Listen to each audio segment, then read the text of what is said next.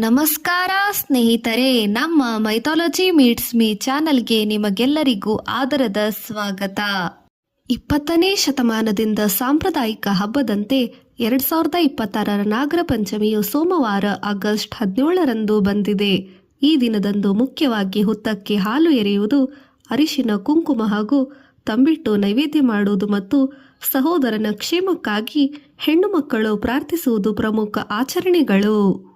ನಾಗ ಪಂಚಮಿ 2026ರಂದು ಸೋಮವಾರ 17 ಆಗಸ್ಟ್ 2026ರಲ್ಲಿ ಭಾರತದ ಹೆಚ್ಚಿನ ಭಾಗಗಳಲ್ಲಿ ಆಚರಿಸಲಾಗುತ್ತದೆ. ಪಂಚಮಿ ತಿಥಿ ಆಗಸ್ಟ್ 16ರಂದು ಮಧ್ಯಾಹ್ನ ಪ್ರಾರಂಭವಾಗಿ ಆಗಸ್ಟ್ 17ರ ಸಂಜೆ ಕೊನೆಗೊಳ್ಳುತ್ತದೆ. ವಿಭಿನ್ನ ಚಾಂದ್ರ ಕ್ಯಾಲೆಂಡರ್ ಸಂಪ್ರದಾಯವನ್ನು ಅನುಸರಿಸುವ ಮೂಲಕ ಗುಜರಾತ್ನಲ್ಲಿ ನಾಗಪಂಚಮಿಯನ್ನು 1 ಸೆಪ್ಟೆಂಬರ್ 1ನೇ ಸೆಪ್ಟೆಂಬರಲ್ಲಿ 2026ರಂದು ಆಚರಿಸಲಾಗುತ್ತದೆ. ದಿನಾಂಕ ಮತ್ತು ಸಮಯ. ದಿನಾಂಕ 17 ಆಗಸ್ಟ್ 2026 ಸೋಮವಾರ.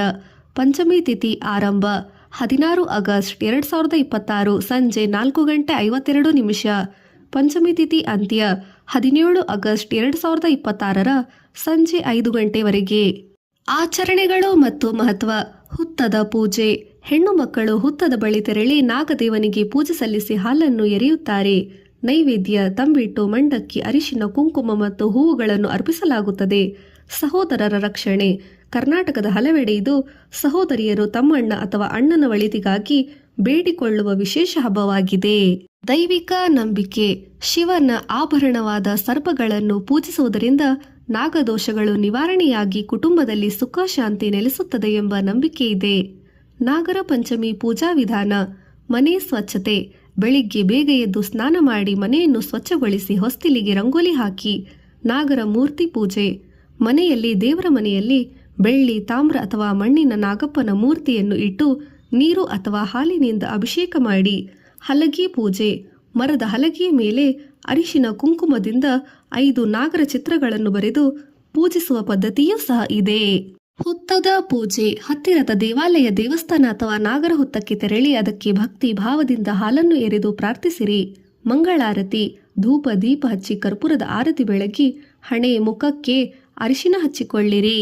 ಮುಖ್ಯ ನೈವೇದ್ಯಗಳು. ತಂಬಿಟ್ಟು. ನಾಗರ ಪಂಚಮಿಗೆ ಒಲೆ ಹಚ್ಚದೆ ಹುರಿಯದೆ ಅಡುಗೆ ಮಾಡುವ ಸಂಪ್ರದಾಯ ಕೆಲವು ಕಡೆ ಇದೆ.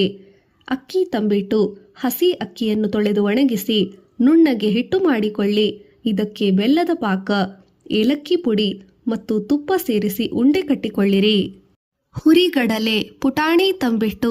ಹುರಿಗಡಲೆಯನ್ನು ಪುಡಿ ಮಾಡಿ ಅದಕ್ಕೆ ಕೊಬ್ಬರಿ ತುರಿ, ಬೆಲ್ಲ ಮತ್ತು ತುಪ್ಪ ಸೇರಿಸಿ ಸುಲಭವಾಗಿ ಉಂಡೆ ಮಾಡಬಹುದು. ಕೆಲವು ಇತರ ನೈವೇದ್ಯಗಳು. ಅರಳು, ಮಂಡಕ್ಕಿ, ಕಡ್ಲೆಪಪ್ಪು ಮತ್ತು ಬಾಳೆಹಣ್ಣು ನಾಗದೇವನಿಗೆ ಅರ್ಪಿಸಬಹುದು.